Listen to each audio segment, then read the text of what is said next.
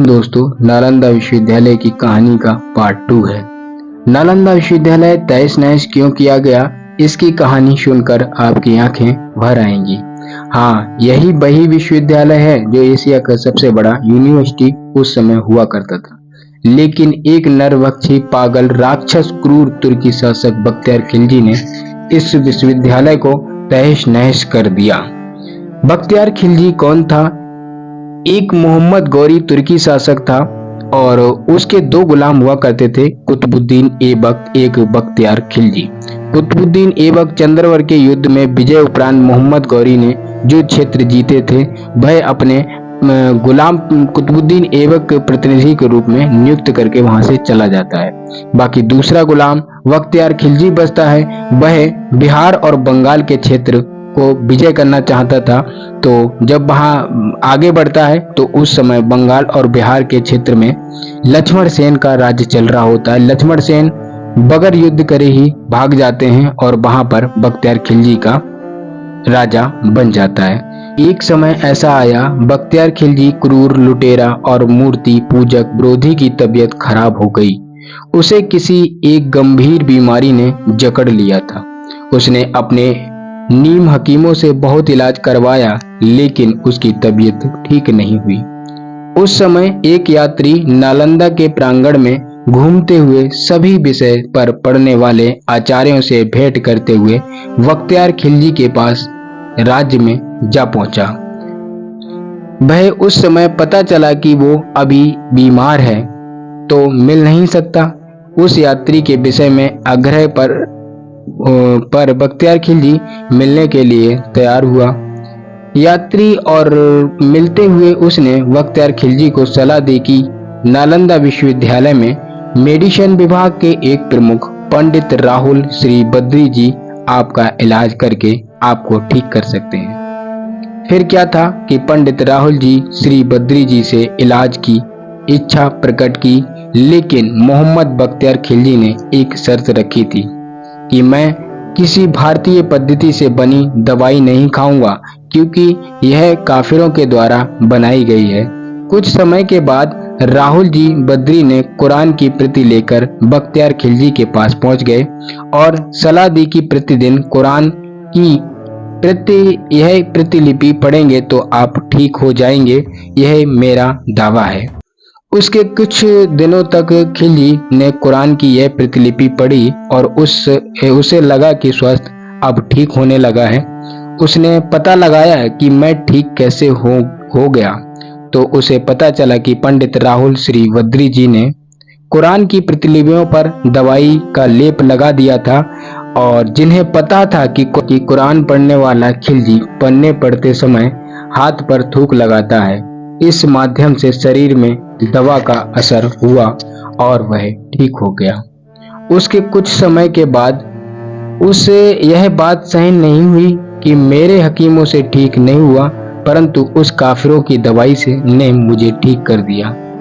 मेरे हकीमों से ज्यादा ज्ञानी उन पंडितों में है।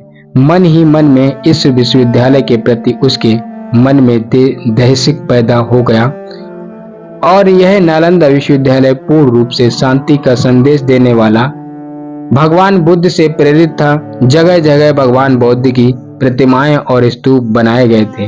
हर आचार्य पंडित हर विषय में पूर्ण और बड़े बड़े ज्ञानी और विद्यार्थी भगवान बुद्ध के समय सामने नतमस्तक होकर शिक्षा ग्रहण करते थे।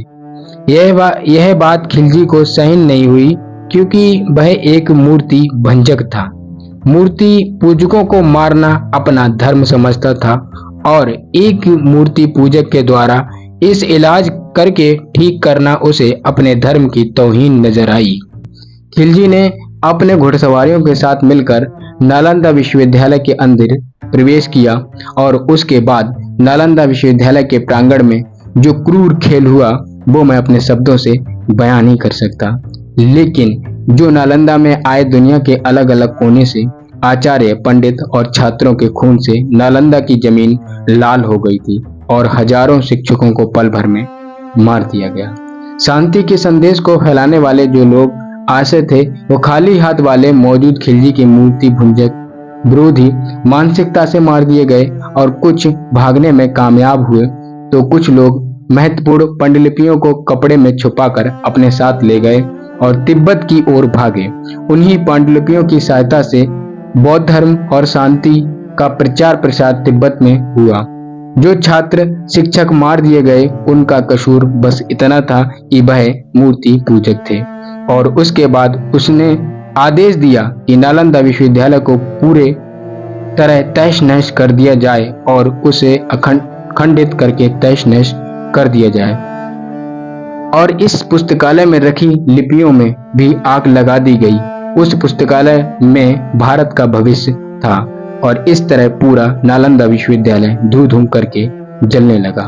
6 महीनों तक इसके अंदर आग जलती रही और इस तरह नालंदा विश्वविद्यालय पूरी तरह तहस नहस कर दिया गया, और यह नालंदा धूल मिट्टियों में दबकर रह गया और धीरे धीरे नालंदा का अस्तित्व मिटने लगा।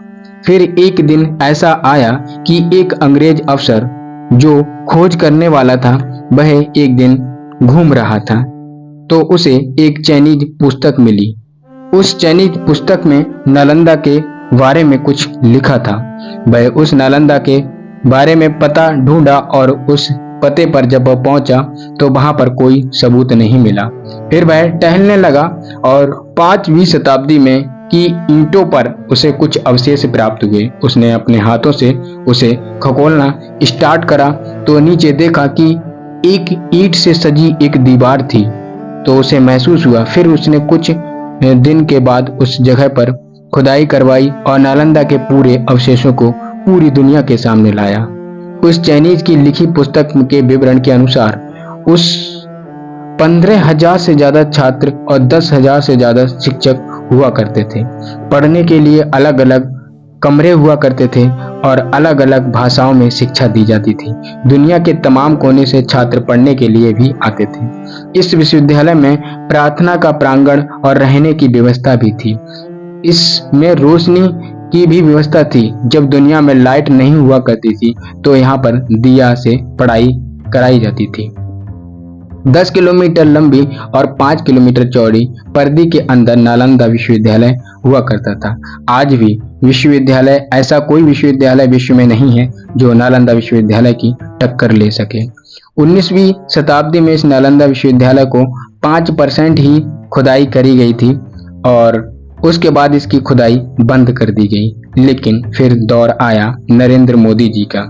इसके बाद 2016 में फिर से नालंदा की खुदाई शुरू की गई।